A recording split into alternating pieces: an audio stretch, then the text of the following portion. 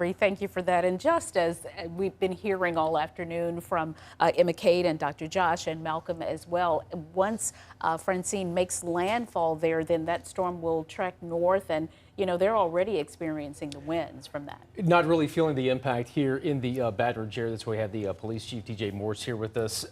What has been the preparation like for the police department? Yeah, so we've been preparing since early this week, since we started seeing the shift eastward towards Louisiana. The mayor has gotten everybody together, everybody that works in city parish government. We have MOSEP stood up, which is our mayor's office of Homeland Security Emergency Preparedness. For the police side, we also have our own incident command stood up at police headquarters. We've adjusted people's hours. Our officers are working extra hours, more overlap time. All those officers that are in specialized divisions like detectives, other places, showed up in uniform today. They're out on the streets to be able to go into help uniform, be able to block streets in case we have downed trees or flooding, help direct traffic. And then we're just going to stand by to see where the power outages might be to be able to shift our resources around.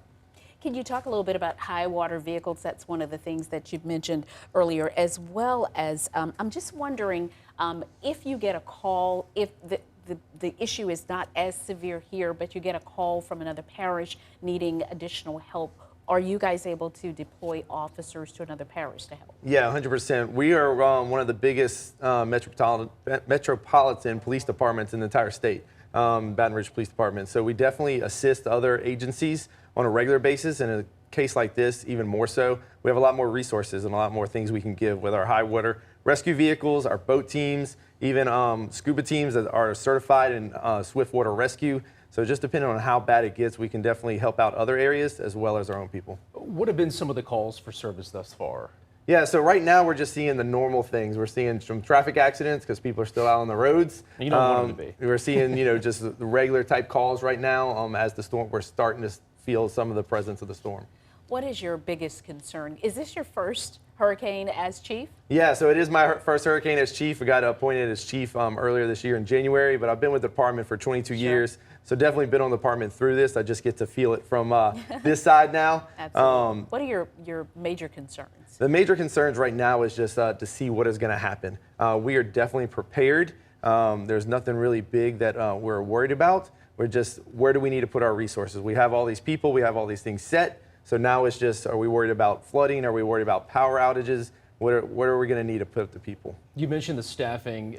Do you have a ballpark number? I assume they're working in 12-hour shifts. Mm-hmm.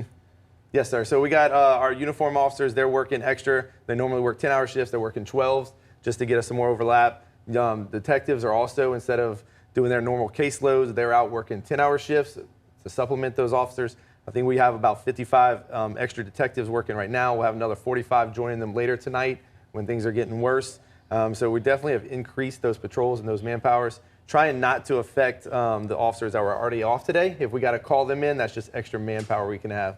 Because our officers, they not only have to worry about what's going on in the community, but they also have to worry about their families and their homes and making sure all that is straight as well.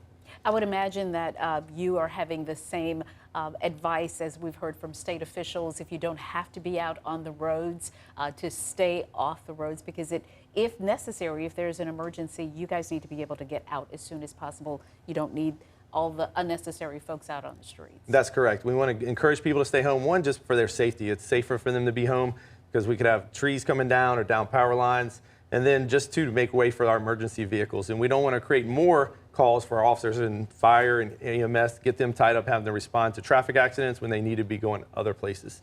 As we get power outages, those traffic lights are out, treat it as a four-way stop. If you are out, the water looks too high, turn around, don't try to go drive through any high water.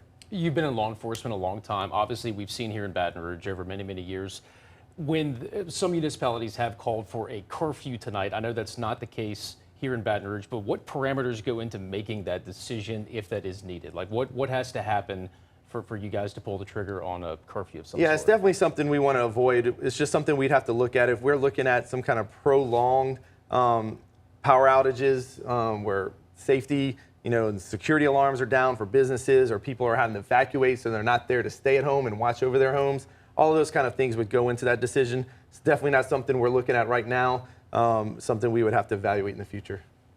All right. I think that covers it for now.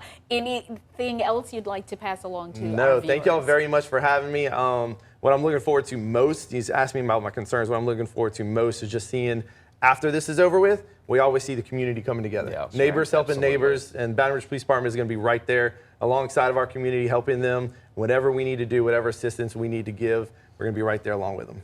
All right, Okay. Chief. Thank you Police for Chief what you're TJ doing. Morse. Thank y'all very much. Thanks very much.